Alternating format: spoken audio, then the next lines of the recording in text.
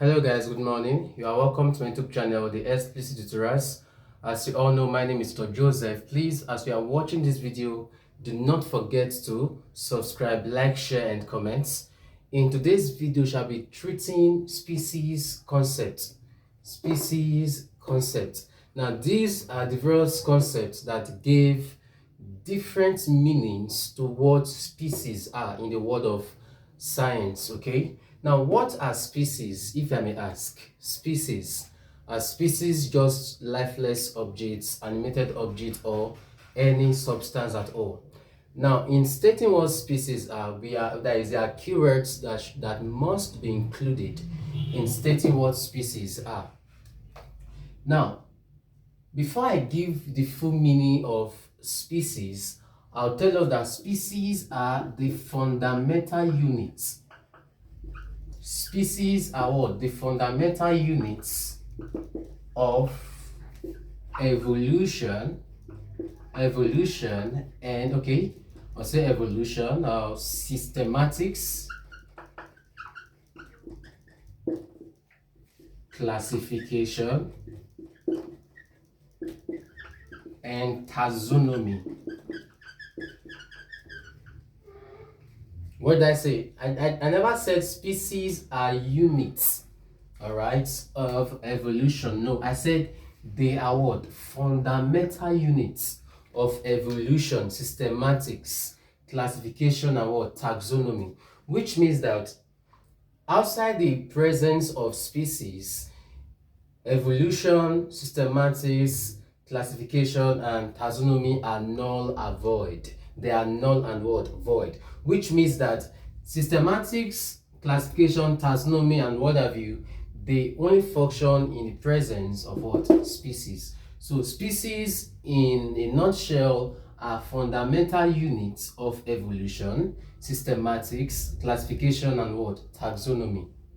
Now, what are species? Species are actually organisms. They refer to organisms that can interbreed. They can interbreed freely. They interbreed what? Freely, and produce a fertile progenies. Progenies. If I don't use the term progenies, I'll use what? Offsprings. All right, the one we usually call Pekins. Pekins, you call them progenies or offsprings in the world of what? Biology. Now, species are organisms that can interbreed freely. What do they produce? They don't produce cocoyam or plantain. They produce what? Fertile progenies or what? Offsprings. I'm relating to humans now. Now, if I don't use the word fertile, I'll use viable. Species are organisms that interbreed freely to produce a fertile or viable what? Progenies or what? Offsprings. That is the meaning of what? Species. And this definition was put forward by Carolus Linnaeus. All right. Carolus Linnaeus was the person that stated that species are organisms that can interbreed freely and produce what? Fertile offsprings or what? Progeny, as the case may be. And it was stated by this. He was my student. I taught him. So, yes, is it your business? I taught him now. I don't understand. So, that is for that. This same man gave another meaning to what species are. He gave another definition. He said that species are natural. So that species are natural what? Population of individuals or group of populations or group of what? Populations that resemble one another in all essential morphological and reproductive aspects. Now, Lining said that species are natural population of individuals or group of populations that resemble one another. There has to be this resemblance to tell that yes, these are species of same kind, okay? In all essential, that is including their morphological what differences. Morphological variation or character means the noticeable external features that are observed in a given what organism, and of course their reproductive aspect in their mode of reproduction. They must be similar as well as what their external what features. That is the meaning of this definition, saying that they are natural population of individuals or group of populations that resemble one another in all crucial or essential what morphological and what reproductive aspects. What I've just given is based on Carolus Linnaeus what concept of what species. Now, apart from giving the meaning of species, please take note there are different concepts of what species. There are different species concepts. You have nominalistic, you have biological, you have dynamic, you have static, you have typological, we have ethological. There you have different concepts. But in today's class, we shall be treating three concepts: static, dynamic, and what typological. Now, some of these concepts they have their different limitations. What are their limitations? In what ways are their concepts rejected or approved by other higher what scientists? Now, we have introduced what species are. Now, let's look at the different concepts or the different species concepts. Now, let me start with the static concept. The static concept was proposed by Carolus Linnaeus, was put forward by Carolus Linnaeus. Take note of that. Now, what is the meaning of this word static? If something is static, it is what? Unmovable, it is immobile, it's just there, maintaining one particular what spot. According to this concept, according to the proposal or the postulation of Carolus, he says that species are unchangeable. All right, species are what? Unchangeable. Species are unchangeable. Now, what does that mean? If somebody tells you, or your father, your village people tell you, something is unchangeable, what does that mean? It means constant.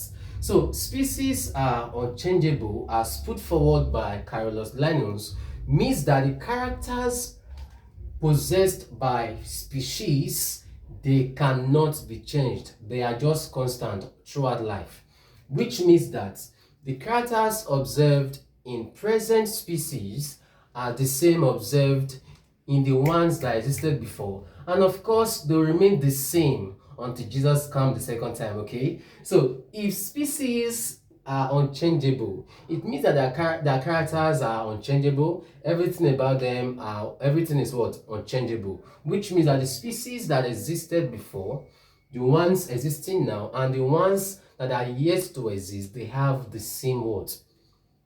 Characters. Okay, unchangeable characters. Their characters can never be what? Changed. Now, according to this concept, Carolus, looking at the concept or the postulation of another scientist called Father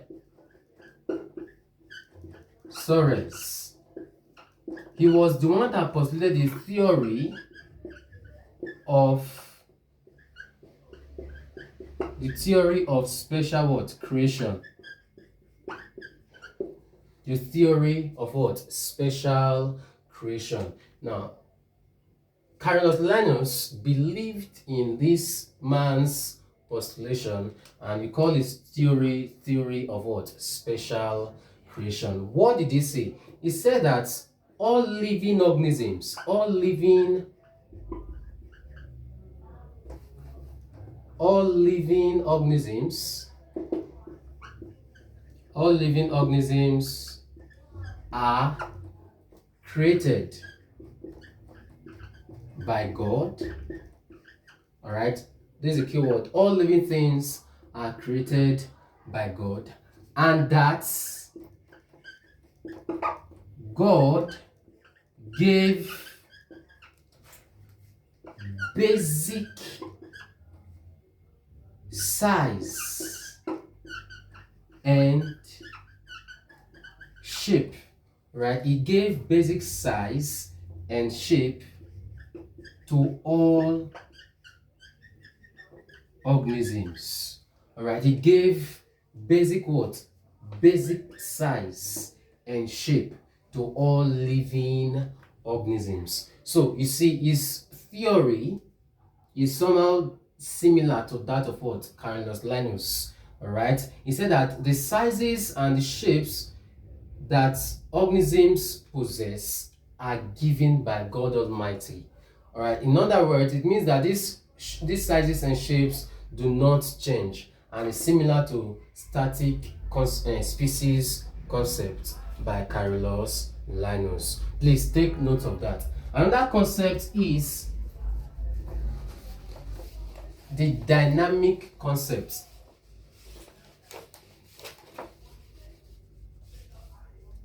The dynamic concept. Now, this concept was put forward by Lamarck. All right, dynamic concept was put forward by Lamarck. Now, what did Lamarck say about dynamic concept? I said that in this concept, Linus said that the species are unchangeable, but this very concept says that the species are what? Changeable. The species are what? Changeable. Now, if species are changeable, that is, from time to time, the characters in a given species gets to change as time goes on. So the process whereby characters of a given species changing, we call that what? Evolution. Evolution is the process whereby the character of a species changes according to this man that is Lamarck. All right, if you know you are here and your character changes, please check yourself if you belong to dynamic concept or what? Static concept. If your character does not change, you are static. But if your character change, you are what? Dynamic. You're under dynamic. Alright, so please take note of that. So that was what they said regarding dynamic what? Concept. He said that the characters found in species, they are what? Changeable, right? He said they get to change from generation to generation. So you call that what? Evolution. All right, so that is dynamic concept. Now the next concept is going to be typological concept. Typological concept.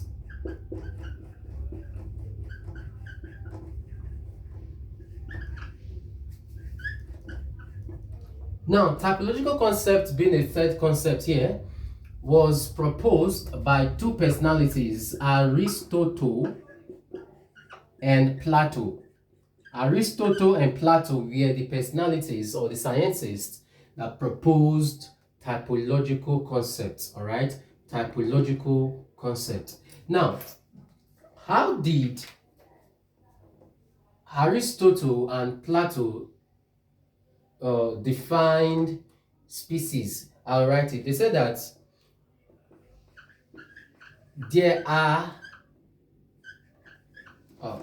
definite. Oh, this marker is bad already. There are definite type or pattern of that. Okay, they are definite. Look at the word. They are definite type or pattern of characters in all living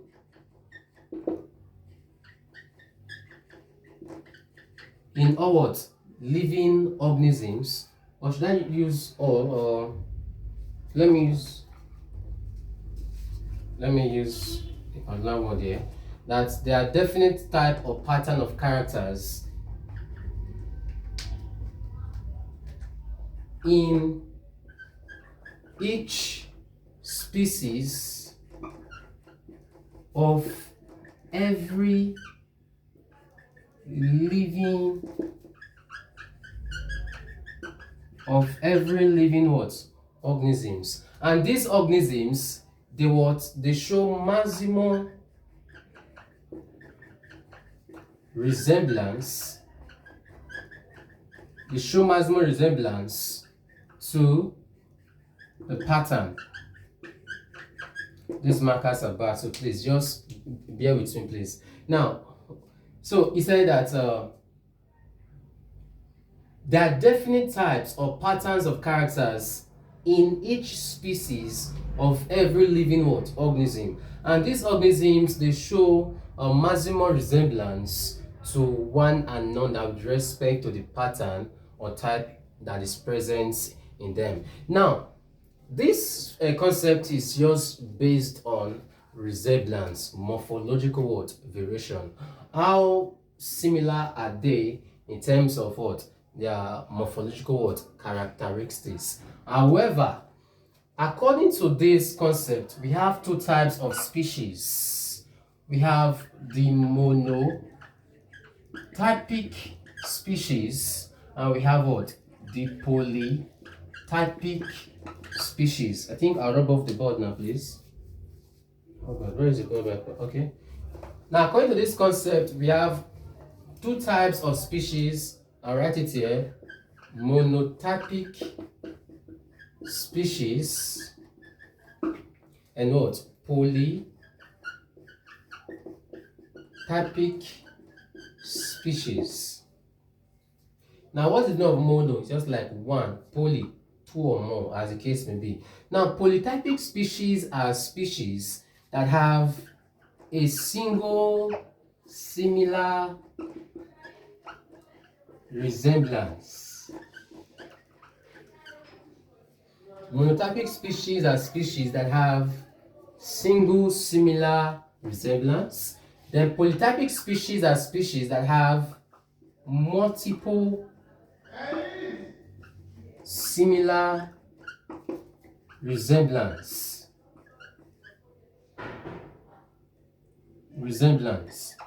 But I'm not just done stating the meaning of polytypic species. Now you can also see that polytypic species, monotypic species are species that belong to only one genus. They belong to only one genus, only one. They belong to only one genus. So let me tell you this. We have the kiwi, all right, okapi, platypus. All of these organisms, they are monotypic, all right, because they belong to the genus Kiwos, Okapi, and what? Originatus. All right, this very organism belongs to genus called Orthinoratus. All right, so this is a genus of platypus. You know, platypus is a mammal, okay? So these are examples of what? Monotypic species, because they belong to just one species. Now you now have polytypic species. Polytypic species are species that have subspecies, or they have multiple distinct subspecies, which means that two or more species will form what? Polytypic species. Now, for example,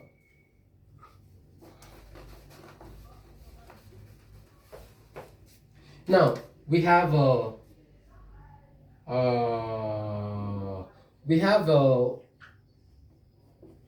Western gorilla, Western gorilla called gorilla. We now have what is called low western or lowland western gorilla. That is lowland western gorilla called gorilla.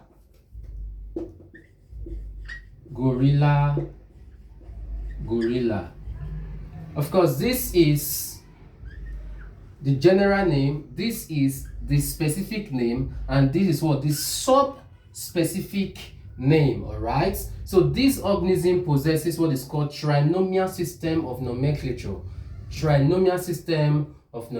This is as subspecies. It therefore means that polytypic species, I said, have subspecies. Subspecies in this system, in this scientific name, is actually this last term. Gorilla's general name, specific name, sub-specific name. Another example is we have cross river gorilla. Cross river gorilla is called gorilla Dal El Hill. All right, no. Oh, so western gorilla called gorilla, lowland western gorilla subspecies. Cross river gorilla, you have gorilla Dal El Hill. So this is a subspecies. This is what the specific name, and this is what the general name. For example, I can also have other subspecies. For example, we have Echinococcus granulosus sensu. Echinococcus granulosus what? Sensu. These are polytypic species. They have trinomial system of what? Nomenclature. Apart from these organisms mentioned, we also have other organisms like the gray wolf. All right, gray wolf called Canis lupidus.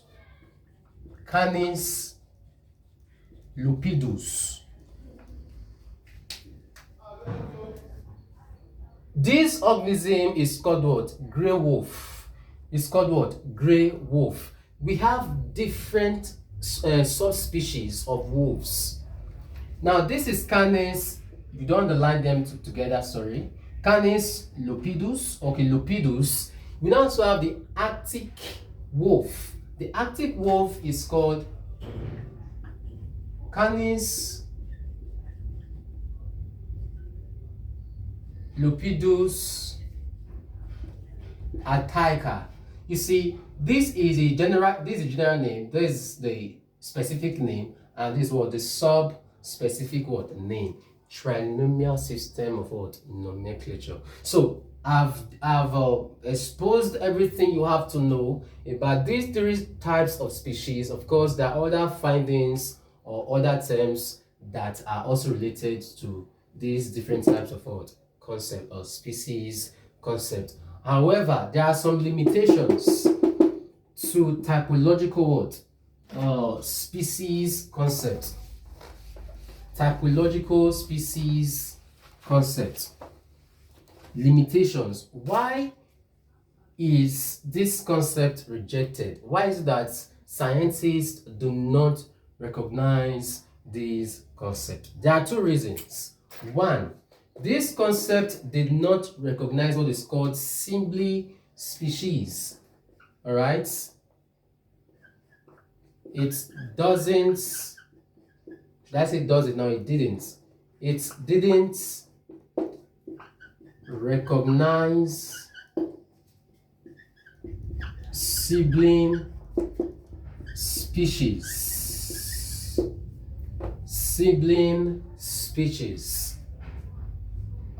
And this, okay, now the question is, what are sibling species?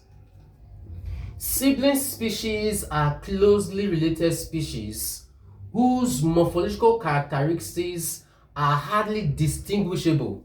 That is, which is to say that the characters possessed by these sibling species are hardly distinguished from the other one. All right, so which means if we have species A, we have species B.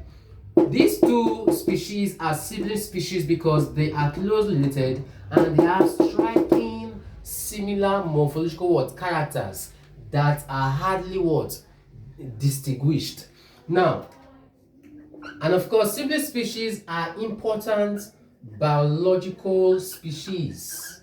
They are important biological species. All right, don't forget they are hardly distinguished. They are hardly distinguished. Take note of that. I said this concept didn't recognize sibling species, and these are species that are closely related whose morphological characters cannot be easily distinguished. That is for that. Now, number two.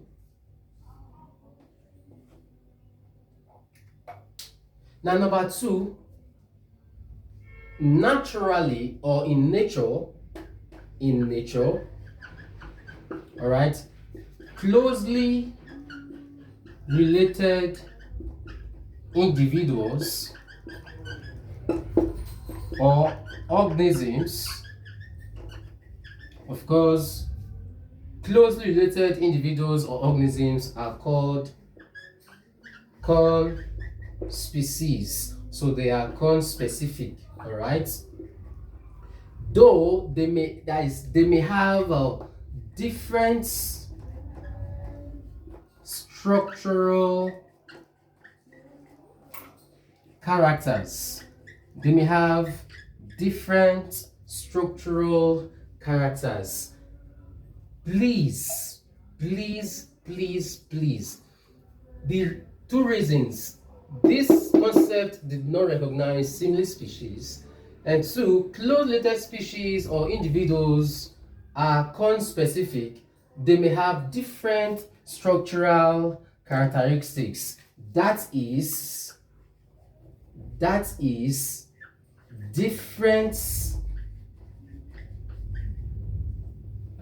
different phenomena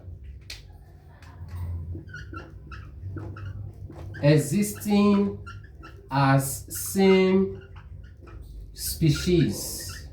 Right, they exist as same species based on one, sexual dimorphism,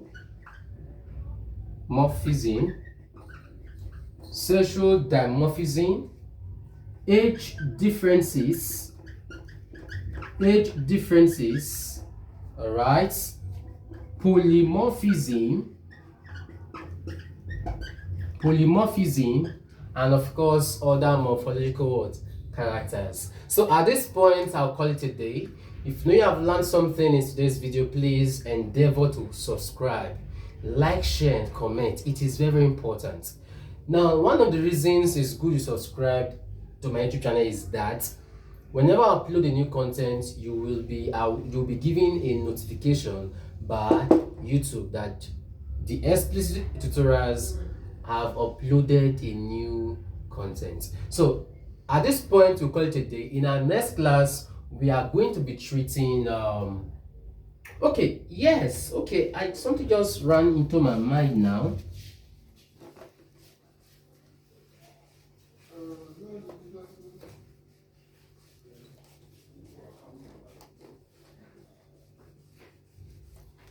Now, different phenomena classified in the same breeding population. All right, different phenomena classified in the same breeding population cannot cannot be classified